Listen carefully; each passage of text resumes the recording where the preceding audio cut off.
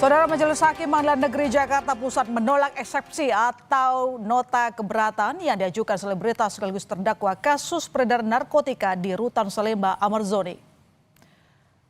Majelis Hakim berpendapat materi keberatan para terdakwa masuk dalam pokok perkara sehingga harus dibuktikan di persidangan.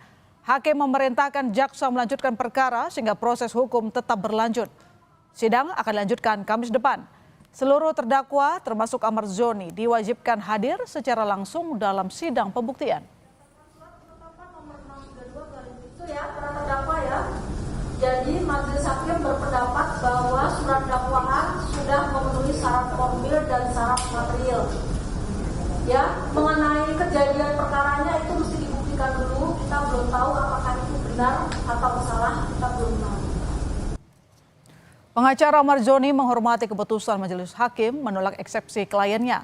Kuasa hukum terdakwa Ahmad Zoni mengapresiasi permintaan hakim menghadirkan terdakwa secara langsung di Pengadilan Negeri Jakarta Pusat bukan melalui daring. Pengacara sudah siap memberikan bukti di persidangan.